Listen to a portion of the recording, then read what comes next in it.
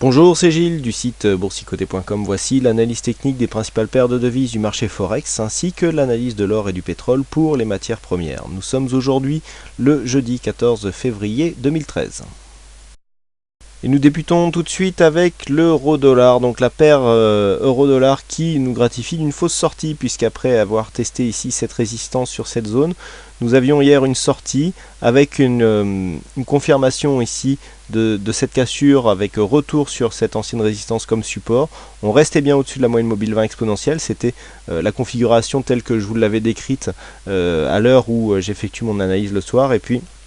et bien là nous confirmons le fait que nous sommes bien en continuité baissière. Je vous avais dit qu'il faudrait confirmer ici la cassure de cette zone et donc le dernier point haut significatif, enfin je ne me rappelle plus si je vous l'avais dit, mais en tout cas c'était ce qu'il fallait faire, et on n'est pas du tout venu faire ça, puisque on est venu ici recasser cette zone, et regardez bien, on est venu ici recasser cette zone des 1,3350 qui est du coup devenue résistance. Nous avons ici un point haut à 1,3351 pour un point bas qui se situe ici à 1,3353. Donc dans l'épaisseur du trait, nous pouvons considérer que nous sommes en présence d'un overlap baissier. Cette zone était déjà connue ici comme un élément support, et bien nous venons casser et retrouver cette zone comme une résistance, ce qui nous donne une continuité de tendance baissière, même si la dynamique ici n'est plus la même puisque nous avons cassé cette résistance. Et bien la tendance, elle, est toujours orientée à la baisse et donc peut continuer à nous faire marquer de nouveaux plus bas. Alors on était sur une phase où il y avait ici une phase de hausse, on avait tracé les retracements de Fibonacci. Les retracements de Fibonacci avaient été cassés ici sur une cassure des 1,3376,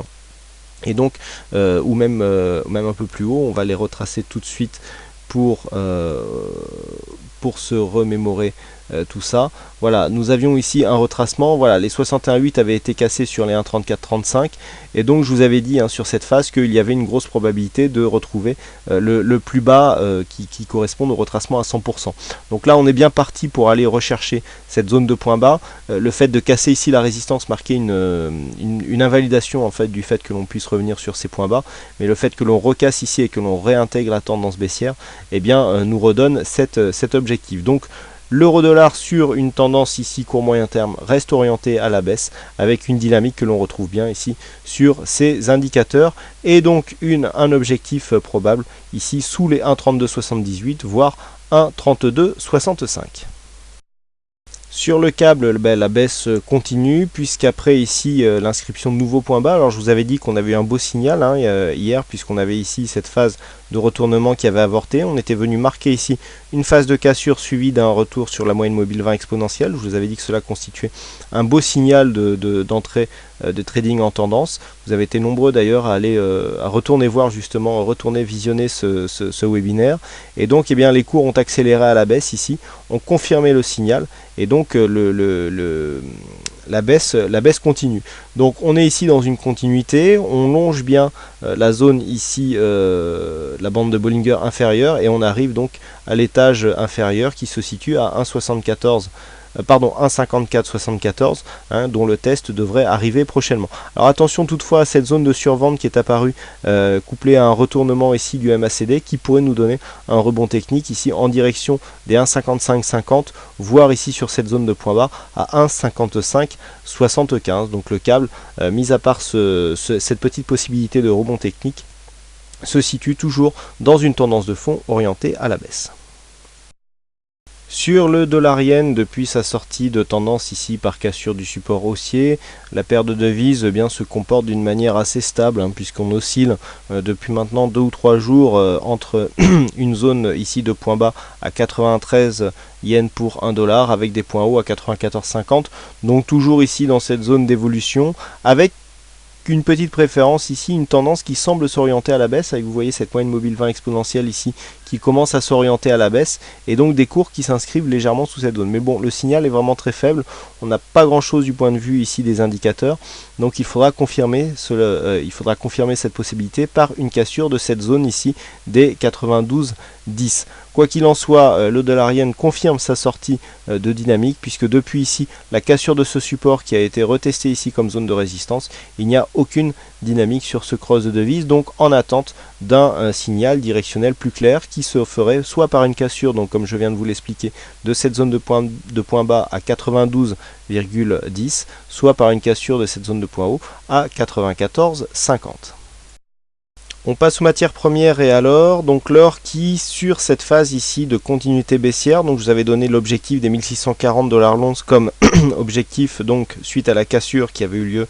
sur cette phase. On voit que depuis les cours restent bien ici sous cette moyenne mobile 20 exponentielle, les contacts arrivent ici fréquemment et suite à ce contact il y a une accélération qui a provoqué donc une cassure des 1640 en direction de ce support des 1628 $ l'once. Donc pour l'instant l'or continue ici sur sa tendance baissière, tendance qui avait été détectée suite ici à l'accélération qui avait provoqué une cassure ici des 1653 et donc du retracement des 61,8% de la précédente tendance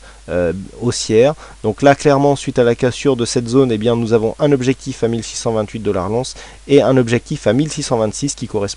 correspondrait à un retracement total ici de cette tendance haussière. Donc l'or qui continue à redescendre. Alors un fond de tendance moyen-long terme qui est plutôt neutre, puisque si on élargit un petit peu, on avait ici une phase baissière mais qui tente à se stabiliser, mais qui du point de vue court terme reste baissière jusqu'à l'objectif ici à 1626 que je viens de vous énoncer.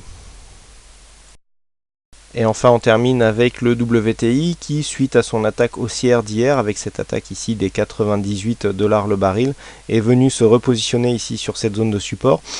Donc on est toujours potentiellement sur une phase de continuité haussière puisqu'on voit que les cours sont bien installés ici entre cette moyenne mobile 20 exponentielle et la bande de Bollinger supérieure, dans l'attente ici d'une cassure des 98 $ le baril, puisque c'est cette zone qui pour l'instant empêche le franchissement et donc la continuité du mouvement. Les indicateurs sont assez mitigés, donc tant que nous restons ici au-dessus de cette zone, eh bien le WTI devrait continuer sur sa progression qui est haussière, et malgré donc la cassure de ce trend haussier par cassure de cette zone de support, on était revenu chercher ici la zone des 95 $ le baril avant de reprovoquer ici une tendance haussière court terme, mais nous voyons aussi sur cette vue un peu plus éloignée que c'est bien cette zone qui correspond à une précédente zone de point haut qu'il faut casser pour pérenniser ici une tendance haussière donc qui se fera en direction des 99 $ le baril, et tant que les 95 ici ne sont pas cassés à la baisse, eh bien c'est une tendance haussière qu'il faudra privilégier. Voilà ce que l'on peut dire donc sur ces analyses techniques forex et matières premières. Il ne me reste plus qu'à vous souhaiter à toutes et à tous une bonne soirée, bonne Saint-Valentin et bonne chance dans vos trades. Et on se retrouve donc dès demain pour d'autres analyses techniques en vidéo. Bonsoir à tous.